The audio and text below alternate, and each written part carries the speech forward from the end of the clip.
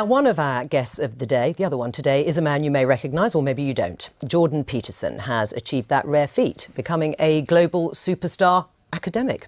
So how did he become so well known? He first came to national prominence in Canada in 2016 in a debate about new laws on gender. And here we have the infamous Bill C-16 debate, Peterson's catalyst for internet fame. But was this really about pronouns, or was it the principle of compelled speech? What do you think, free speech warrior or overblown controversy? Drop your thoughts below. Identity. Bill C-16 made it an offence to refuse to call someone by their chosen gender pronoun. Jordan Peterson argued that this would infringe free speech, while some supporters of the bill said he was advocating prejudice. From there, his YouTube star took off, and he has now over 1 million subscribers. And his videos, where he talks everything from identity politics, which we've touched on, to the Bible, to Disney movies, have been viewed over 150 million times. Gosh, that's about the same number of viewers we have on this programme. Last year, he supported ex-Google employee James Damore, who had been fired for suggesting men and women have different interests due to biological differences. And his latest book, 12 Rules for Life. All right, humble brag alert. Selling out the Apollo with 5,000 seats is no small feat, but notice the deflection here. He pivots straight to misrepresentation. Classic move in high-stakes debates.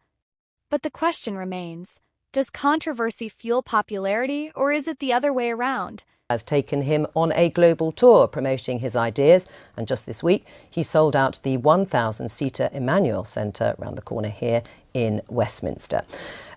So Jordan, you've done endless interviews. You've been publicising your book, and they've generated plenty of heated debate. No, I actually sold out the Apollo. It had 5,000 seats. All right, stop boasting. Do you think, though, because of the heat that has been generated, that your views have been misrepresented at times? Oh, definitely, but that's part and parcel of the process.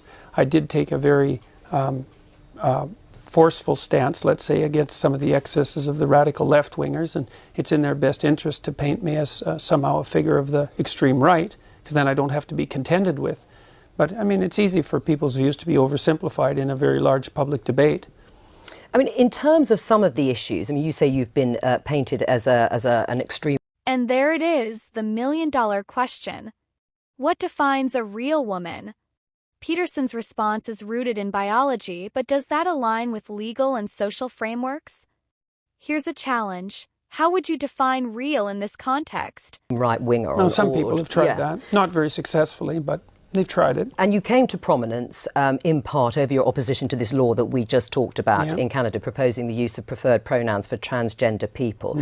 Just for clarity... Mandating them. Yeah. Right. Saying that you should do it. No, but that you had to do it. Right, you had to do it by law. But just for clarity, do you think a trans woman is a real woman? I don't really like the way those questions are formulated. You know, I don't know what that means. What do you mean a real woman? Well, I'm asking you, in your mind, you know, it depends what you think a real woman is, but do you think a trans woman is a woman? No. Why not?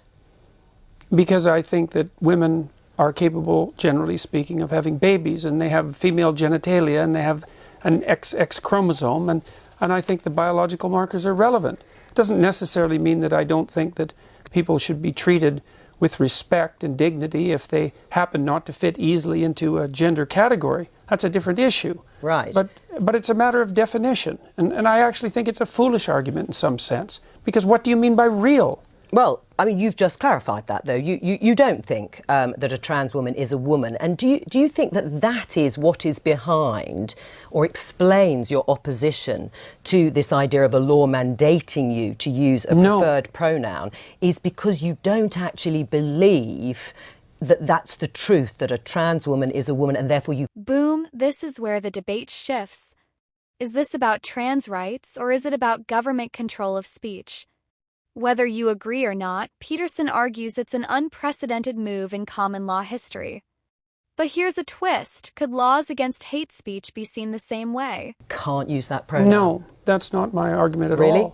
Yeah, really. My argument is that the government shouldn't compel voluntary speech. No, but I know what your argument is, and no, you've but made that's it very really clearly. it. No, but that's exactly it. There's no motivation behind it. But you don't believe I a wouldn't trans put woman is a woman. everything on online in my life to take the stance I did unless I had thought that through very deeply. And I've thought it through very deeply. There aren't hidden motivations that have to do with some arbitrary prejudice against trans people. Okay. It's pure and simply this. There's never been a time in English common law history where the government compelled speech, and the Canadian government dared to do that. And that was unacceptable. And they masked it with this show of compassion for the oppressed, and I don't buy it. Right, but you would, as I think you've said, at an individual level, if somebody asked you, somebody asked you to use a particular pronoun, you would do so. Well, I have. Now we're stepping into the feminism battlefield. Notice the rebranding. He's for equality of opportunity, but feminism today? Not so much. The question is, has feminism evolved, or has it been hijacked by ideology? Yes. Let's talk about feminism. Are you a feminist? No, not as it's currently defined, certainly not. No. Well, in any other definition? Well, I think that anybody who doesn't think that the competitive landscape should be opened up for equality of opportunity is not thinking. And so everyone's interests are better served if people have as equal access to opportunity to display their talents and to manifest their talents in the world as possible. So in that sense, certainly. But feminism now, and this is why it's so deeply unpopular, a very small minority of women in the UK identify as feminists. And the reason for that is it's primarily become an ideological weapon. And it's an ideology that I detest, actually.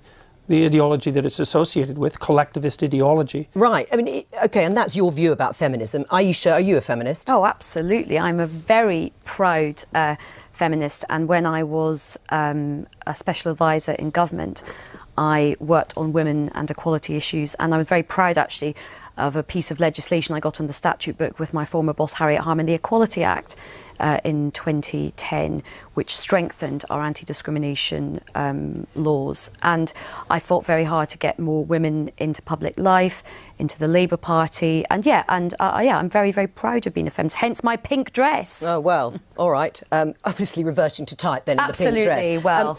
You would like men to regain or reclaim their strength physically, mentally and morally. Is that broadly correct?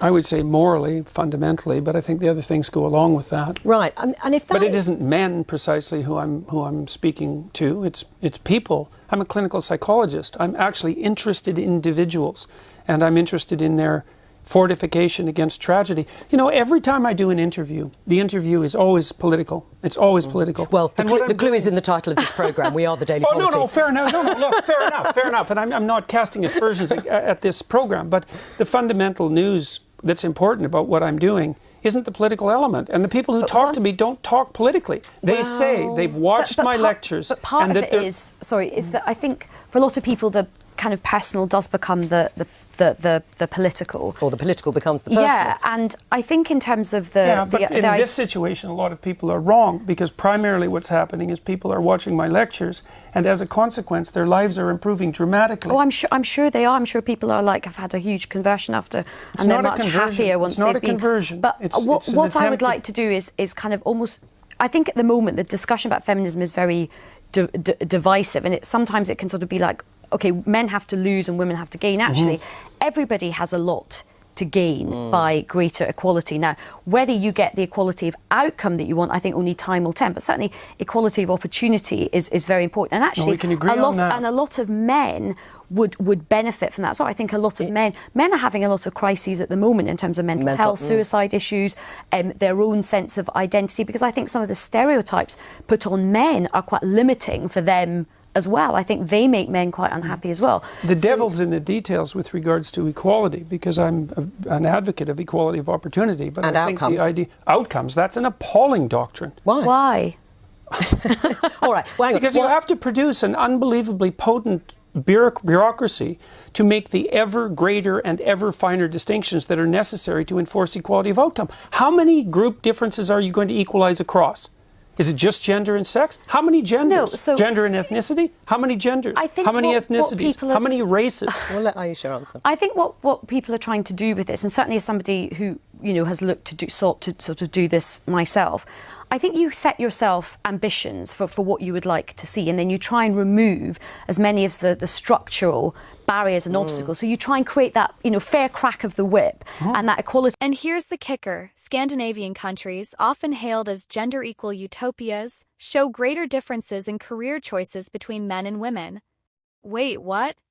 If gender roles were purely societal, wouldn't those gaps disappear? Chew on that one for a second. Of opportunity to see where you get to with the outcomes. That's now, fine. We are in very early stages. It's only 100 years since, women got the vote in this country. We have had a long established